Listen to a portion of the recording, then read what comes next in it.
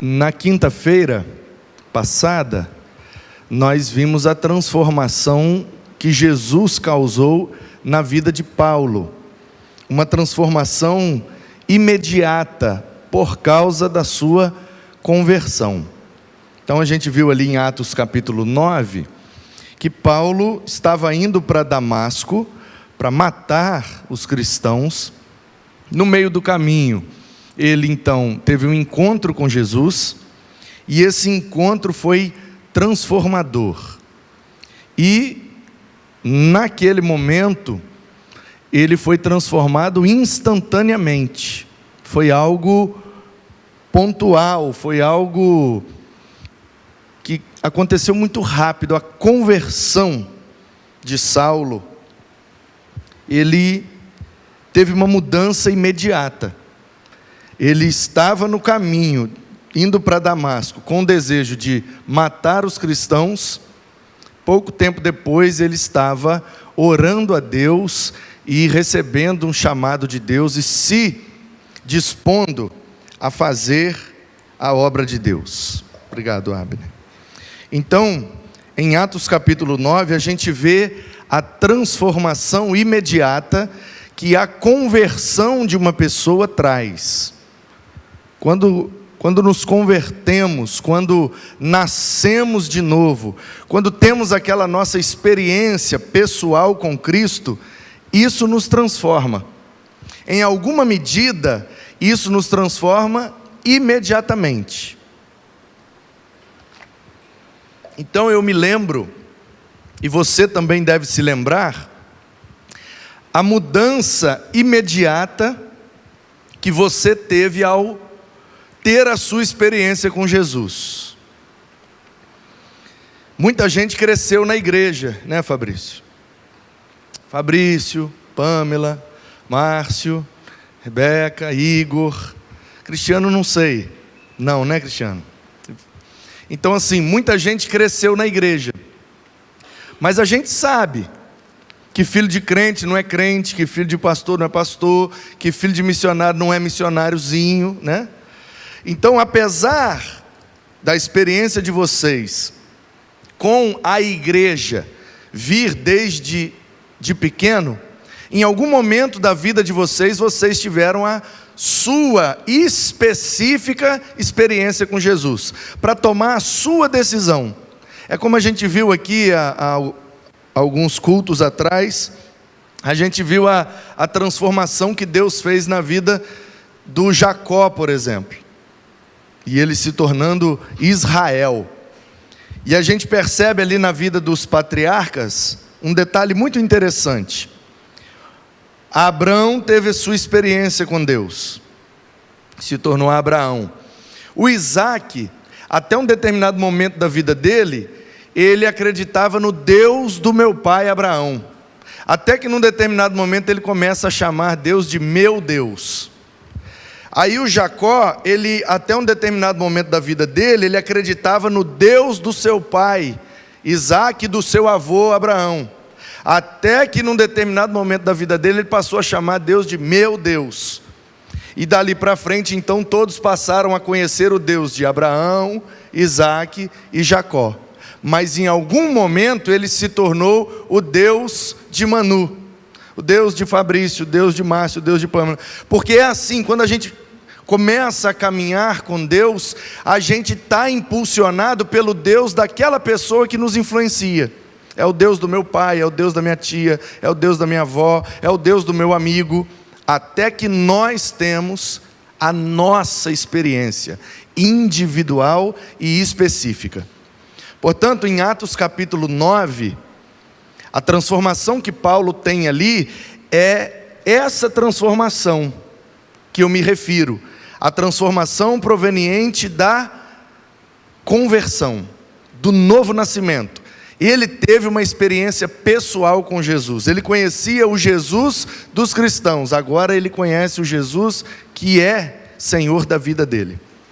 Então, algumas áreas da nossa vida são transformadas no ato da conversão. Tem gente que, ao se converter, como foi o meu caso, ao se converter, muda em algumas áreas imediatamente. Então tem gente que para de beber imediatamente, para de fumar imediatamente, para de adulterar imediatamente, para de mentir, para de enganar os outros, para de dar... A pessoa adquire a consciência de que agora ela é crente. No meu caso, eu nunca tinha entrado em igreja, frequentado igreja nenhuma, então no meu caso, para mim, eu tinha virado batista. E eu lembro que converti numa quarta-feira à noite, na Igreja Batista Central de Volta Redonda. Na quinta-feira pela manhã, eu já fui para a escola, em algumas áreas da minha vida, completamente transformado. Então eu já botei uniforme, eu tomei banho, pintei o cabelo, peguei material, levei caderno, levei caneta, Eu fui para a aula com aquela sensação assim, agora eu preciso demonstrar que estou transformado. A decisão que eu tomei ontem foi muito importante, eu preciso mudar algumas coisas. E eu lembro que a professora Doralice, eu já falei dela aqui, tem uma Bíblia ali no meu gabinete, que ela me deu com a dedicatória em 3 de novembro de 98, porque ela era minha professora, coordenadora pedagógica, e ela sabia que eu era um péssimo aluno em relação à disciplina, ao comportamento.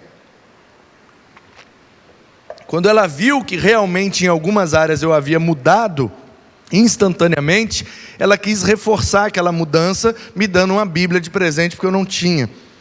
E eu lembro que ela me perguntava, Manu, você está diferente, o que aconteceu? E eu respondia que agora eu sou batista. E de fato, durante um bom tempo da minha vida, eu era mais batista do que crente. Mas glória a Deus, que um dia também transcendi essa questão denominacional e obtive a consciência do reino de Deus, da igreja de Jesus, que transcende e é muito maior do que uma igreja local ou uma determinada denominação. Então é sobre isso que eu quero falar nessa manhã com você. Baseado ainda na vida de Paulo, a gente vê que ele teve ali, na sua conversão, algumas mudanças que foram imediatas.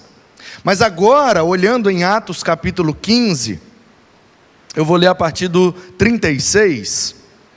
Olha só como Paulo, mesmo convertido, mesmo já tendo feito sua primeira viagem missionária, Paulo ainda tem algumas questões na sua vida que precisam ser transformadas.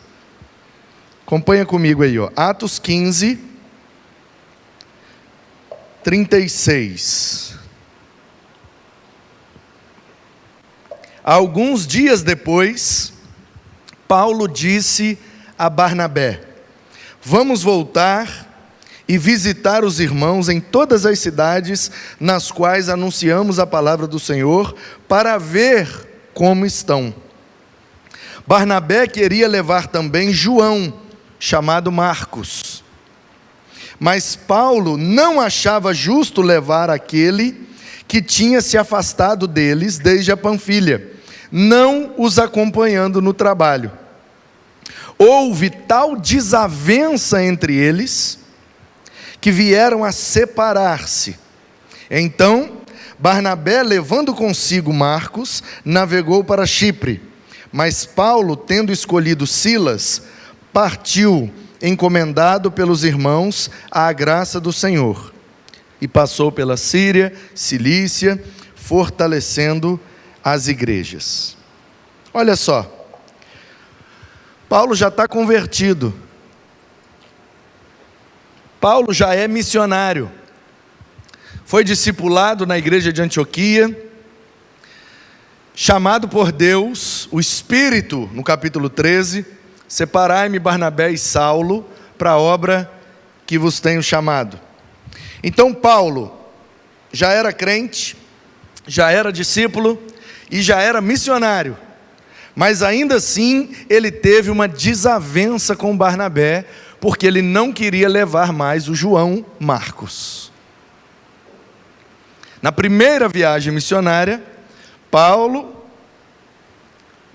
como o segundo de Barnabé, porque se você ler Atos 13, vai dizer que na igreja de Antioquia, da Síria, e não a da Pisídia, que existiam ali vários líderes.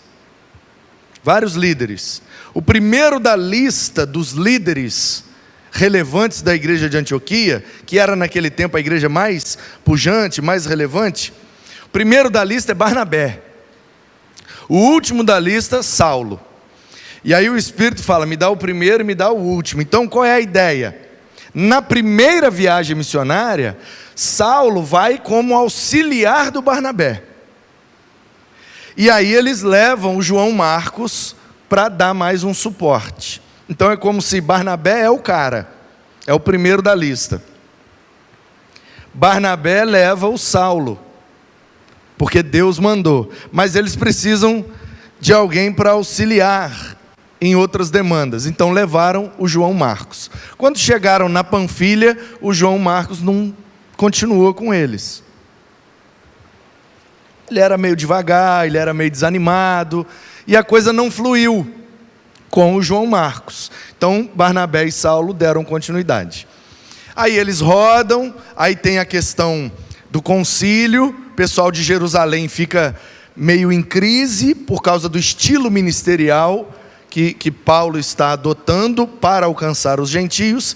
Então há uma discussão na igreja de Jerusalém, e Paulo vai à igreja de Jerusalém para então terem o concílio, ou seja, a reunião que vai decidir o que é que o Paulo pode ou não fazer enquanto missionário aos gentios. Paulo, até aqui beleza, daqui para lá já complica. A questão da circuncisão, de guardar os sábados e etc, etc. A ideia dos cristãos de Jerusalém, como eles eram judeus antes da conversão, eles entendiam que os gentios precisavam primeiro adotar a cultura, o estilo de vida e a lei dos judeus, para depois se tornarem cristãos. Não, o cara primeiro tem que circuncidar, primeiro ele tem que aprender a lei de Moisés, primeiro ele tem que aprender todos os nossos símbolos e ritos, depois ele é inserido na igreja como um cristão, porque nós vivemos esse processo. E aí o Paulo entende que não é porque alguém viveu um determinado processo que todos irão viver aquele mesmo processo. A compreensão de Paulo é que Deus trata com cada um do jeito que precisa. Ora, se eu precisei ser judeu antes para depois virar cristão, é a minha história, é a minha experiência. E esse é o perigo, e é inclusive, na minha leitura concordo com Paulo, o erro que a igreja de Jerusalém estava cometendo, achando que Deus só age se for do jeito que eles pensam que é certo. E muitas igrejas, ao longo desses quase 2000 anos de igreja, caíram nesse mesmo erro. Só é crente quem vive o mesmo processo que nós. Se não for do nosso jeito, a gente nem considera crente. Percebe?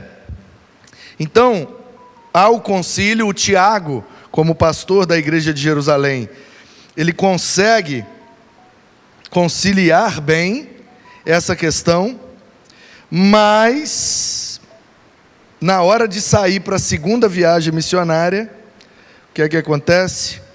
O Paulo não quer mais levar o João Marcos. E aí ele tem uma desavença com o Barnabé, de forma que, por causa do...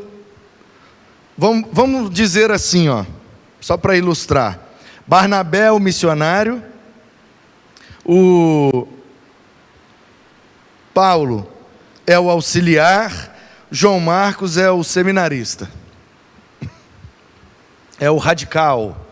Temos os projetos, né? Radical África, Radical Sertão, Radical Cristolândia. Jovens que se voluntariam para estudar e serem treinados para atuar nessas missões. Então, por causa do seminarista, o missionário abandona a missão. O Barnabé fala: Paulo, se você não quer mais levar o menino, então você pode ir sozinho, eu vou ficar com o menino. E pega o João Marcos e vai para Chipre. E aí, o Paulo, que era o auxiliar, vira agora o missionário e convida o Silas para ir de seu auxiliar. E depois vem o Timóteo como seminarista. que é que eu vejo aqui? Eu vejo um Paulo imaturo. Eu vejo um Paulo colérico. Eu vejo um Paulo ansioso. Eu vejo um Paulo focado no resultado. Eu vejo um Paulo que não prioriza o relacionamento e o investimento para que as pessoas possam melhorar a sua performance, a sua vida e deixar um legado na vida daquela pessoa mediante o processo que ela viveu.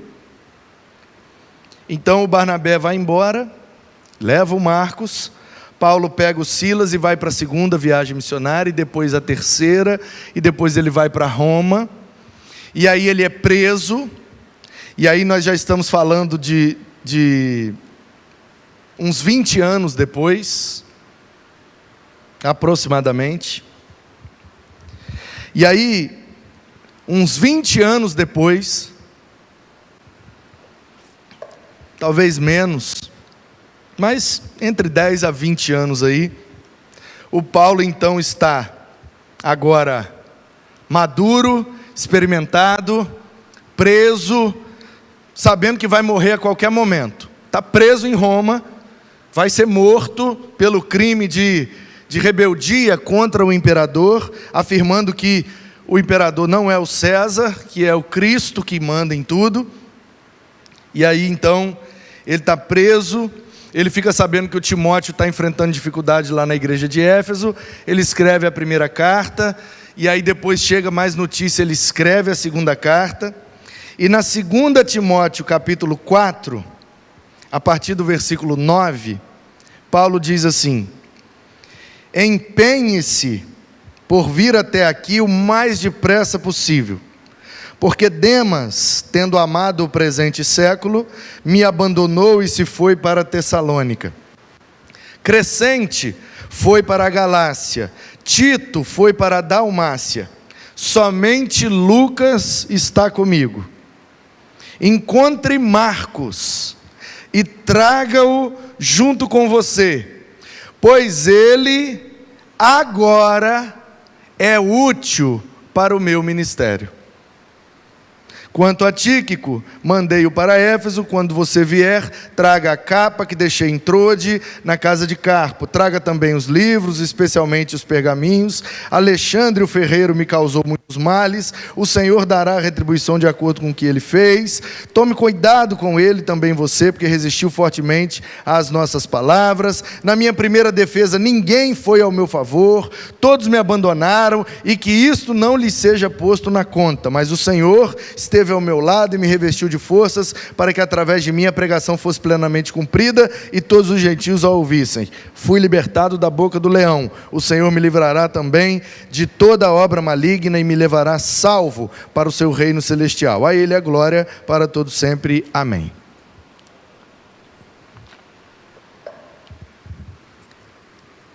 Vinte anos depois, mais ou menos, eu vejo aqui um Paulo envelhecido, experimentado, amadurecido, sabendo que pode morrer a qualquer momento, e que agora, depois de ter vivido todo esse processo, já está disposto a ter novamente o Marcos auxiliando ele no ministério.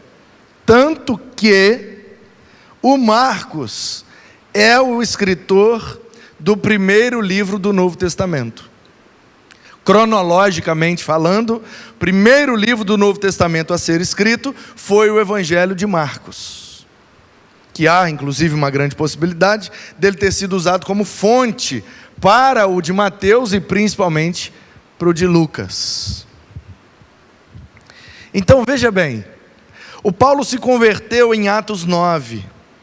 Ali ele teve algumas mudanças que foram imediatas, mas outras mudanças só vieram pelo amadurecimento, pelo relacionamento duradouro que ele teve com Jesus. Qual é o meu ponto nessa manhã? O meu ponto é que, quando nós convertemos, nós somos transformados em alguma medida, em algumas áreas. Mas a transformação completa e plena, ela só virá no final do processo. Algumas áreas da minha vida, eu serei transformado se eu insistir no meu relacionamento com Jesus, esse relacionamento se tornar duradouro, e aí então algumas características mais fortes e profundas da minha personalidade só serão transformadas depois de um certo amadurecimento e por causa do tempo que eu me relacionei com Jesus. Então algumas coisas a gente consegue transformar na conversão. Outras coisas a gente só consegue transformar no processo de relacionamento com Jesus, e esse processo precisa durar até o fim da nossa vida. E é nítido, é claro, é alvo como a neve e brilhante como o sol do meio-dia, que o Paulo que abandona o João Marcos em Atos 15 é completamente diferente do Paulo que agora chama o Marcos de volta, compreendendo a utilidade que ele tem. Ele não serviu para me acompanhar, ele não deu conta de ir com a gente na viagem, ele não levou jeito como seminarista de missionário, porque essa não era a vocação específica do Marcos. Mas o Barnabé não desistiu do Marcos, e por conta disso, o Marcos também, e aí eu quero colocar o outro ponto de hoje, que é a transformação que o Marcos também sofreu. Porque a gente pode olhar, o Paulo mandou o Marcos embora, agora o Paulo está chamando o Marcos de volta. O Paulo é o errado, o Paulo é o vilão, o Paulo é o cara que precisava ser transformado. Espera aí, mas o João Marcos também não precisava, não? Se o Paulo foi transformado no processo, o João Marcos não foi, não? Foi também. Por quê? Porque o cara que era lerdo em missões se tornou o primeiro em escrever. Ou seja, às vezes, a nossa transformação acontecerá de forma mais eficiente quando nós estamos fazendo exatamente aquilo que Deus nos chamou para fazer. Deus não tinha chamado o João Marcos para missões. Quem chamou o João Marcos para missões foi o Barnabé e o Saulo. Ele não se deu bem nesse ministério. Não fluiu, não foi bom. Só que aí depois, ele resolveu escrever, de maneira narrativa, as histórias que ele ouviu falar sobre Jesus. Porque ele não era um dos 12. Então ele não é testemunha ocular de nada que ele relata no seu evangelho. Ele converteu depois ou durante o ministério de Jesus, mas ele não era um dos 12. Então ele ouviu dizer muita coisa e decidiu pegar o pergaminho e escrever aquilo tudo que ele ouviu, para mostrar aos romanos, e fica claro isso, que Mateus escreve aos judeus, que Marcos aos romanos, Lucas aos gentios, aos gregos principalmente, e João à igreja. Fica claro que Marcos quer alcançar os romanos para Jesus, e ele entende que a melhor maneira de fazer isso é escrevendo o evangelho. Percebe? Para ir viajando e pregando ele não serviu, mas para escrever o evangelho, quantas e quantas pessoas ao longo desses 2000 anos não foram convertidas através de um trecho do evangelho de Marcos? Portanto, ele contribuiu com a conversão dos romanos, e ao longo de toda a história da igreja, toda vez que alguém usou um trecho de Marcos para alcançar alguém para Jesus, Marcos está ali desempenhando o seu ministério, escrever o evangelho para alcançar mais pessoas para Cristo. Nisso ele foi bem sucedido. Então, perceba que o mesmo Paulo, que pelo amadurecimento foi transformado em outras áreas que precisava, da mesma forma o João Marcos foi transformado em algumas áreas que precisava, porque os dois, ao final do processo, tinham descoberto qual era a sua vocação específica. Por que é que a gente sofre no processo? Porque a gente não está encaixado no lugar certo. Tem uma imagem muito comum aí na internet, que é uma cabeça de alho. Uma cabeça de alho assim, bem grande. Quem não cozinha não sabe o que é uma cabeça de alho. É do jeito que o alho sai lá na natureza, né? Vários alhos juntos assim na mesma cabeça, um bulbo, né? Aquilo é bulbo, Ana Paula? Sei lá. Cadê Ana Paula? Sumiu. Então, eu vi uma imagem, talvez você tenha visto também, uma cabeça de alho assim gigante, onde tem assim um alho, toda redondinha, vários alhos formando aquela cabeça. Aí tiraram um alho e colocaram um gomo de mexerica. Você olha a imagem, o gomo de mexerica tem o mesmo tamanho do alho, a mesma espessura e a mesma curvatura. Quando você bota o gomo da mexerica naquela cabeça de alho, ela encaixa ali certinho. Mas aquele não é o lugar dele.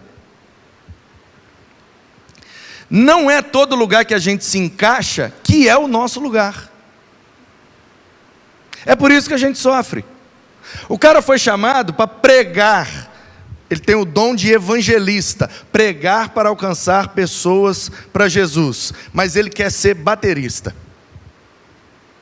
Aí ele sofre no ensaio, ele sofre no culto, fica pesado, ele tem vontade de quebrar baterias, baqueta, ele briga com o ministério de louvor, ele quer de um jeito, outra hora ele quer de outro. É um problema, é um sofrimento terrível, porque ele até sabe tocar bateria, porque tocar bateria é um talento, não é um dom. Ele é até um bom baterista, mas de maneira específica, Deus não chamou ele para tocar bateria. Deus chamou ele para pregar o evangelho. O dom dele é de evangelista. Quando ele fala de Jesus para alguém, 2 minutos a pessoa está chorando e querendo Jesus. Mas ele passa 2 horas na bateria e não acontece nada. Então, por que é que o João Marcos sofreu? O Paulo também é o vilão da história? Não, gente. Os dois estão errados. O Paulo está errado de não ter a paciência com o menino. Mas isso faz parte da personalidade, do temperamento de Paulo. Ele está no processo de transformação. Ele está no início do ministério. Mas o João Marcos também está errado por ter aceito um convite, sabendo que ele ia ter que andar, fugir, correr, e ele é lerdo para o negócio. Então os dois estão errados. Porque os dois estão no início do processo. Agora, no final, olha como é que os dois estão bem melhores. O Paulo está sensato, equilibrado, chamando o Timóteo para visitá-lo e trazer o Marcos junto, porque agora ele entende a utilidade do Marcos. E o Marcos está de boa. Ele não tem mais aquela crise de eu fui rejeitado por Paulo. Não era aquele o ministério que Deus tinha para mim. Deus não me chamou para falar, Deus me chamou para escrever. Quando ele começa a escrever, a coisa começa a fluir. Então qual é o último ponto? O primeiro é focado na transformação de Paulo, o segundo é focado na transformação de Marcos, o terceiro é focado na minha e na sua transformação. Eu não sei quais e quantas características Jesus transformou em você no ato da sua conversão.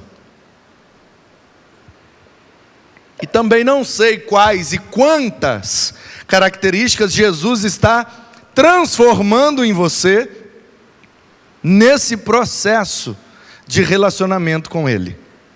Tem coisas que transformam-se mais rápidas, tem coisas que transformam-se mais lentas. Só você sabe. Qual é a área da sua vida que Deus já transformou? Seja grato por isso. Eu xingava muito, agora eu não xingo mais. É uma transformação, seja grato por isso.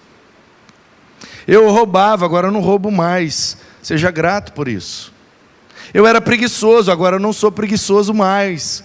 Seja grato por isso. As pequenas mudanças, elas também são dignas de celebração e de gratidão, porque são mudanças importantes. Mas existem outras áreas que a gente ainda está no processo, a gente não conseguiu terminar a transformação. E é bem provável que estejamos nesse processo até o fim da nossa vida. Porque perfeição a gente só vai atingir com o corpo ressurreto, glorificado. Então qual é o grande lance de viver com Jesus e ser transformado por Ele nesse processo? Primeiro, a gente pode ir mudando aos poucos e está tudo bem. Está tudo bem. Algumas coisas serão no ato da conversão, outras coisas serão no processo, e está tudo bem, você não precisa ficar se martirizando por isso. Essa área aqui da minha vida eu não consigo mudar, quando eu vejo eu estou fazendo, faço de novo, eu sei que está errado, mas eu não consigo. Se você está sofrendo por isso, já significa que você está no caminho certo. Porque se você não sofresse por não conseguir mudar, é porque você aceitou aquilo. E aí quando você aceita, você desiste. Quando você desiste, você abandona o relacionamento com Jesus. Aí não pode. Agora, se você acorda todos os dias com a consciência de que precisa ser transformado naquela área, e você está lutando todos os dias, apesar de até agora não ter vencido a guerra, pelo menos algumas batalhas você já venceu. Então seja grato por isso. Porque Jesus vai transformando a gente em algumas áreas, não por culpa dele, mas por culpa nossa. Em algumas áreas, demora mais. E aí a gente vai fazer o quê? A gente vai abandonar o barco? Essa característica aqui da minha vida, eu sei que está errado, e eu não consigo mudar, então eu não sirvo para ser crente. Eu vou chutar o balde e vou embora. Se o Paulo tivesse feito isso, não tínhamos metade do Novo Testamento hoje. Se Marcos tivesse feito isso, talvez não teríamos nenhum dos evangelhos hoje. Ou talvez só o de João.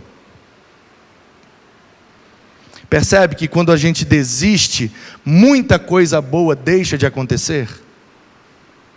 Então, se você está no processo de transformação, você está no caminho certo. Talvez não esteja na velocidade certa, mas no caminho certo. E no nosso caso, o caminho é mais importante que a velocidade. Então, aceite a transformação que Jesus quer fazer em você, para que Ele possa fazer nos outros através de você. E é essa consciência que nos ajuda. Eu preciso permitir e cooperar com Jesus para Ele transformar essa minha característica, porque quanto mais rápido eu for transformado, mais rápido Ele transformará outros através de mim, e mais produtivo será o meu ministério. E aí é a segunda coisa. Então a primeira é ter a consciência, a segunda é experimentar essa transformação. Porque quando a gente começa a ser transformado em algumas áreas, a gente começa a perceber que várias pessoas ao nosso redor vivem aquela mesma dificuldade. E é exatamente aí que Deus vai nos usar para ajudá-las na transformação, uma vez que nós já fomos transformados. O que é que facilita esse processo? Quando nós estamos no lugar certo. Às vezes você está encaixado certinho num lugar. Eu sou do louvor, eu sou professor de EBD, eu sou voluntário no Ministério Infantil, eu faço isso, faço aquilo, eu sou diácono, eu sou da ação social, eu sou da transmissão, eu fico no data show, eu gravo culto, tem muita coisa para fazer, e tem muita gente fazendo muita coisa. A pergunta é, eu estou no lugar certo? No lugar que Jesus realmente me quer? Ou será que eu não sou um gomo de mexerica enfiado numa cabeça de alho? Porque às vezes eu estou bem encaixadinho, mas ali não é o meu lugar. Então a gente precisa fazer essas reflexões, conversar com Jesus a respeito disso, Pedir a Ele que nos oriente, que nos ilumine, para que a gente possa aceitar o processo de transformação, cooperar nesse processo, para que a gente esteja então no lugar certo. Se você é um alho, seu lugar é na cabeça. Se você é um gomo, seu lugar é na mexerica. Você pode estar até encaixado num bom lugar, mas não é aquilo que Deus te chamou para fazer especificamente. Então tenha a coragem de mudar. Mudar suas características e mudar aquilo que você vem fazendo, sofrendo com isso. Porque o jugo de Jesus é suave e o fardo de Jesus é leve. Então qual é a maior dica e conselho para a gente descobrir se está no lugar certo? É observar se está sendo pesado fazer aquilo. Está pesado? Então não é de Jesus, porque o de Jesus é leve. O Fernando saiu lá da Serra, né, Fernando? Lá de Morada de Laranjeiras. E veio aqui hoje com a família, ainda trouxe um agregado ali. Quem é o agregado aí? É amigo? Sobrinho? Então o Fernando saiu lá de Morada de Laranjeiras. Meia hora, 40 minutos, pelo menos, para chegar aqui. E ele veio para cá. Se ele não tiver a convicção de que aqui é o lugar certo, essa viagem vai ficar pesada. Não vai funcionar. É assim que funciona. Quando a gente tem convicção de que estamos sendo transformados no processo, e a gente está encaixado no lugar certo, porém com a convicção de que é o lugar certo, aí essa transformação acontece mais rápida e de forma mais plena. Foi o que aconteceu com Paulo e foi o que aconteceu com Marcos. E isso precisa acontecer comigo e com você. Deixa Jesus te transformar no relacionamento com Ele. E isso vai depender da quantidade e da qualidade do seu relacionamento com Ele. Ah, pastor, eu venho em todos os cultos. Vir no culto não significa se relacionar com Jesus. Lembram da igreja de Laodiceia? Estavam reunidos em culto dentro de uma casa e Jesus estava do lado de fora batendo na porta. Estar em culto não significa estar se relacionando com Jesus. Ah, eu vou nos eventos. Ah, eu leio livros. Ah, eu vou em congressos. Ah, eu fui no retiro. Eu fiz isso, fiz aquilo. Nada disso significa relacionamento com Jesus. É algo que só você pode fazer. É individual. É você e Ele, em oração, na leitura da Bíblia, buscando ouvi-lo e percebê-lo na sua vida para que Ele possa moldar e transformar você ainda melhor. Então vamos, queridos, em nome de Jesus, vamos nos relacionar com Jesus com esse foco, com essa intenção. Eu preciso que Ele me transforme e eu preciso que Ele me diga qual é exatamente o lugar específico que Ele quer que eu esteja. Ele tem algo específico e individual para mim. Eu gosto tanto de bateria, mas Ele me chamou para distribuir alimentos. Eu gosto tanto de guitarra, eu toco tão bem guitarra, mas Ele me chamou para fazer algo específico. Então, uma dica para encerrar. Nós temos no Novo Testamento 3 listas. 3 listas de dons. Alguns dizem que são dons do Pai, do Filho e do Espírito. Na verdade, do Pai, do Espírito e do Filho. Outros dizem que são dons de evangelização, dons de edificação e dons de manutenção.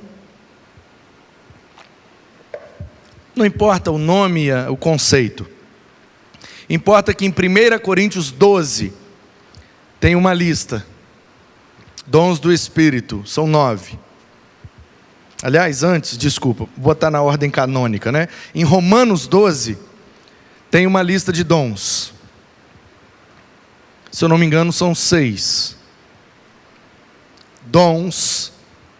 E você precisa ler essa lista e ver qual é a palavra ali que vai saltar mais aos seus olhos. Ali tem dom de liderança, ali tem dom de generosidade, ali tem dom de serviço, ali tem dom de cuidado, dom de misericórdia. Olha aquela lista ali, vê se você se encaixa ali naquele lugar. Se não, olha 1 Coríntios 12. Tem também uma lista com 9. Ali tem dom de fé, ali tem dom de palavra, ali tem dom de maravilhas, ali tem dom de línguas, idiomas, dependendo da interpretação. Olha aquela lista ali e vê se você se encaixa ali. Ou em Efésios 4, especificamente o 11, tem ali uma lista com 4. Na verdade, tem gente que acha que pode ser 5, né?